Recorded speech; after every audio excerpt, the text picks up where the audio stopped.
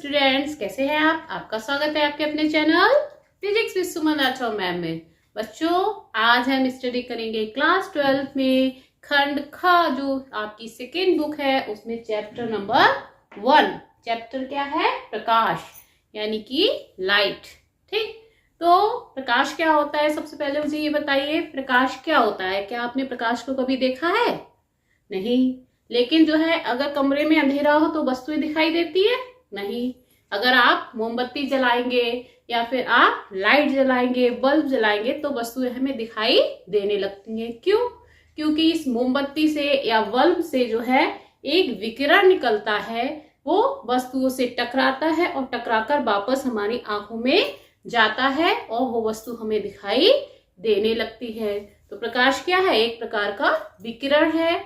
ये एक विद्युत चुंबकीय तरंग है, ठीक, जो कि हमें दिखाई नहीं देती, लेकिन हमें वस्तुएं दिखाने में हमारी मदद करती है। और इसकी चाल जो है नेवात में मालूम कितनी होती है? 3 × 10⁸ मीटर प्रति सेकेंड के वेग से जो है ये चलता है। ठीक है, तो हम सबसे पहले जानेंगे, तो समझ में आ गया क्या है? प्रकाश एक विकिरण ऊर्जा है जो विद्युत चुंबकीय तरंगों के रूप में चलता है। ठीक, प्रकाश की कुछ क्रियाएं होती है। प्रकाश में परावर्तन होता है, प्रकाश में अपवर्तन की क्रिया होती है। ये बेसिक चीजें हैं जो आपने पिछली क्लासेस में पढ़ भी रखी होंगी। एक बार हम फिर रिकॉल करेंगे। प्रकाश का परावर्तन क्या है? ठीक, प्रकाश का परावर्तन किसको मालूम है? बताइए जरा। प्रकाश का परावर्तन इंग्लिश में क्या कहते हैं? Reflection of light. ठीक, जब प्रकाश जो है किसी समतल पर आपतित होता है, ठीक, तो उससे टकराकर क्या होता है? वापस लौट जाता है। ये देखिए, ये हमने कोई समतल जो है चिकना पॉलिशदार दर्पण लिया हुआ है, चिकना कोई तल है। इस पर एक प्रकाश की किरण आई। ये नीचे डैश डैश करके क्या दिखाया है? इस साइड में पॉलिश है, ऊपर का हिस्सा कैसा है? चिकना है। मिरर तो सबने देखा ही होगा, डेली देखते होगे, तो वो ये एक मिरर लिया है हमने। ठीक, उसमें क्या होता है? एक तरफ पॉलिश होती है और एक तरफ कैसा होता है? वो चिकना होता है। ठीक, तो जब उस पर कोई प्रकाश की किरण आई, ठीक, आपतित होती है, ये एक हमने बीच में इस दर्पण पे अविलंब बना दिया है। 90 डिग्री का कोण बनाते हुए एक लाइन खींच ली है, जिसको हम क्या कहते हैं? अभिलंब। क्या कहते हैं? अभिलंब। ठीक, अब इस पे जो है आई कोण बनाते हुए कोई किरण आपतित हुई। ठीक, ये पॉइंट कोई ले लिया ओ पॉइंट पे अविलंब है, ओ पे ये किरण आई। ठीक, तो वो क्या होगी? इसके आर पार नहीं जाएगी, इस पे पॉलिश की हुई है, इससे टकराकर वापस उसी जो है माध्यम में लौट जाती है। ठीक, तो ये इसको हम क्या कहेंगे? आपतित किरण।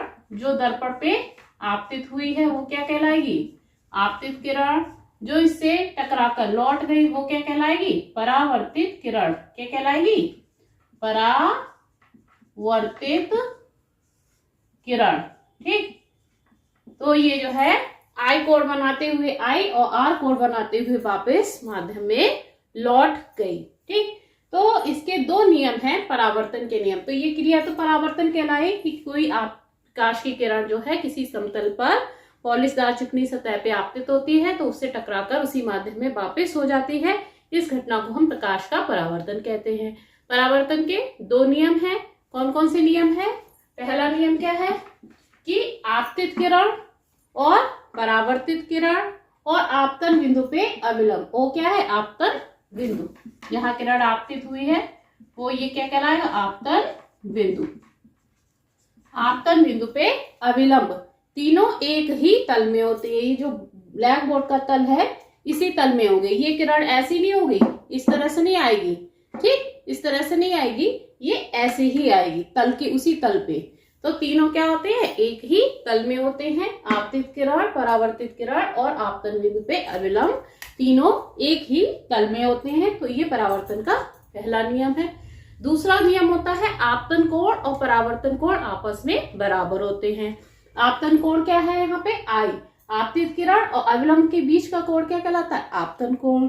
और अविलंब और परावर्तित किरण के बीच का कोण क्या कहलाएगा? परावर्तन कोण। तो आपतन कोण और परावर्तन कोण आपस में बराबर होते हैं। यानी कोण I बराबर क्या होगा, कोण R के। जितने कोण पे आपतित होगी उतने ही कोण बनाते हुए वापस उसी माध्यम में परावर्तित हो जाएगी। तो ये परावर्तन के दो नियम है ना। ये पिछली क्लास में भी पढ़ चुके होंगे और आप अच्छे से आप जो है इनको बिल्कुल माइंड में रखिएगा। आगे प्रकाश की पढ़ रहे हैं, हर जगह जो है पुरानी चीज आपको याद होगी, तभी आपको नेक्स्ट न्यू चीज अच्छे से समझ में आएगी। ठीक, तो पहला नियम क्या था, आपतित किरण, परावर्तित किरण, आपतन बिंदु पे अवलंब तीनों एक ही तल में होते हैं। दूसरा नियम क्या है, आपतन कोण और परावर्तन कोण आपस में बराबर होते हैं। समझ में आ गया प्रकाश क्या है, परावर्तन क्या है, परावर्तन के नियम क्या है। ठीक, अब हम जानेंगे अपवर्तन क्या होता है। ठीक, देखिए बच्चों, अब हम जानेंगे अपवर्तन क्या होता है। ठीक, अपवर्तन के लिए हमें दो माध्यम चाहिए होते हैं और दोनों ही पारदर्शी माध्यम होने चाहिए। परावर्तन में तो उस एक ही माध्यम से काम चल जाएगा, लेकिन अपवर्तन की क्रिया वहां होती है जहां दो माध्यम हो। जैसे कि इधर हमने एक माध्यम ले लिया हवा या वायु और दूसरा माध्यम ले लिया कांच। दोनों ही पारदर्शी माध्यम में प्रकाश जो है एक माध्यम से दूसरे माध्यम में आराम से जा सकता है। तो जब प्रकाश की किरण एक माध्यम से दूसरे माध्यम में जाती है तो उसका वेग और दिशा दोनों ही परिवर्तित हो जाते हैं। इस घटना को हम क्या कहते हैं, प्रकाश का अपवर्तन। क्या कहते हैं, प्रकाश का अपवर्तन। अपवर्तन के भी दो नियम हैं जैसे परावर्तन के थे। पहला नियम क्या है, ये देखिए, ये अपवर्तन की क्रिया हमने दिखाई है। एक माध्यम इधर विरल माध्यम लिया है वायु, दूसरा सघन माध्यम लिया है कांच। आपको मालूम है वायु की अपेक्षा कांच के अणु जो है आपस में जो है पास पास होते हैं, तो ये हवा की अपेक्षा कैसा हो जाएगा, सघन माध्यम हो जाएगा। तो इधर विरल माध्यम ले लिया वायु और इधर सघन माध्यम ले लिया हमने कांच। ठीक, इसका अपवर्तनांक n1 है, इसका अपवर्तनांक n2 है। ठीक, एक कोई प्रकाश की किरण आई, ये देखिए अविलंब हमने खींच लिया है, जैसे परावर्तन में खींचा था वैसे ही एक अविलंब खींच लिया है। तल से जो है 90 डिग्री की के कोण बनाते हुए एक लाइन। ठीक, ये बीच में एक तल है, इधर इसके ऊपर हवा है, इसके नीचे कांच है। तो प्रकाश की कोई किरण इस पे आपतित हुई, ये क्या है, आपतन बिंदु है ना। जहां आपतित होती है उसे क्या कहते हैं, आपतन बिंदु। आपतन बिंदु पे कोई प्रकाश की किरण आपतित हुई तो वो जो है दूसरे माध्यम में कांच में निकल जाएगी। लेकिन जब कांच में निकलेगी तो वो क्या होगा, सघन विरल से अगर सघन में आएगी तो अविलंब की ओर झुक जाएगी, उसकी दिशा जो है वो बदल जाएगी, है ना। तो ये देखिए, ये इस तरह से आई और ये अविलंब की ओर झुक गई, इसकी डायरेक्शन सीधी ना जाके कैसी हुई, तिरछी हो गई। तो ये घटना क्या कहलाएगी, प्रकाश का अपवर्तन कहलाती है। तो अपवर्तन के भी दो नियम है। पहला नियम क्या है, आपतित किरण, और जो दूसरी निकल के आई उस किरण को हम क्या कहते हैं, अपवर्तित किरण। आपतित किरण, अपवर्तित किरण तथा आपतन बिंदु पे अविलंब, तीनों एक ही तल में होते हैं। ठीक, जैसे परावर्तन में था वैसे ही अपवर्तन में है। उसमें क्या था, आपतित किरण, परावर्तित किरण और आपतन बिंदु पे अविलंब। इसमें क्या है, आपतित किरण, अपवर्तित किरण और आपतन बिंदु पे अविलंब, तीनों एक ही तल में होते हैं। ठीक, क्लियर। सेकेंड नियम है आपतन कोण की ज्या। आपतन कोण कितना है, आई, आई की ज्या यानी साइन आई। ज्या को क्या कहते हैं, साइन, साइन आई। तथा अपवर्तन कोण की ज्या, ये वाला कोण क्या कहलाएगा, अपवर्तन कोण। ठीक, आर, अपवर्तन कोण की ज्या यानी साइन आर। दोनों का अनुपात साइन आई बटे साइन आर, दोनों का अनुपात एक नियतांक होता है, कांस्टेंट होता है। और इस कांस्टेंट का मान कितना होता है, n2 बटे n1।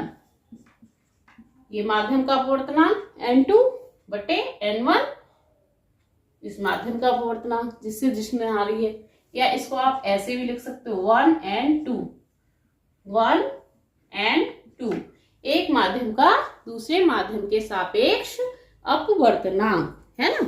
तो इसको हम ऐसे लिखेंगे, ये अपवर्तन का क्या है, दूसरा नियम है। इसको हम स्नेल का नियम से भी जानते हैं, कभी कभी क्वेश्चन कह देते हैं स्नेल का नियम क्या है, तो इसको स्नेल के नियम से भी जानते हैं। क्या, साइन आई बटे साइन आर बराबर कांस्टेंट बराबर 1n2, एक माध्यम का दूसरे माध्यम के सापेक्ष अपवर्तनांक। ठीक है। और अगर प्रकाश की किरण जो है सघन से विरल में आ रही होती तो वो अविलंब से दूर हटती, विरल से सघन में आ रही तो अविलंब की ओर झुक रही है। और अगर इसका उल्टा होता, सघन से विरल में जा रही होती तो अविलंब से क्या होती, दूर हट जाती। ठीक, तो ये अपवर्तन के दो नियम हैं। ठीक है, क्लियर हो गया आप? परावर्तन और अपवर्तन।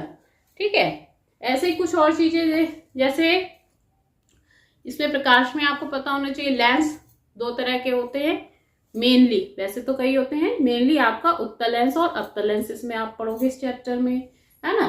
दर्पण भी आप जो है समतल दर्पण, उत्तल दर्पण और अवतल दर्पण। समतल दर्पण कैसा होता है? बिल्कुल प्लेन होता है, एक तरफ पॉलिश होती है ना। उत्तल दर्पण क्या होता है? बीच में उभरा हुआ होता है, किनारों पे दबा रहता है ना, और जो दबा हुआ तल है उस पे पॉलिश की रहती है।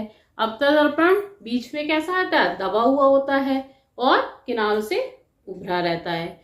ऐसे उत्तल लेंस कैसा होता है? बीच में मोटा और किनारों पे पतला होता है। अवतल लेंस बीच में पतला और किनारों पे मोटा होता है। बेसिक चीजें आपको पता होनी चाहिए। ठीक है, और जो है अब हम नेक्स्ट टॉपिक अगली वीडियो में पढ़ेंगे। Thank you. चैनल पे नए हैं तो चैनल को सब्सक्राइब कीजिएगा और जो है वीडियो लाइक करिएगा, शेयर करिएगा।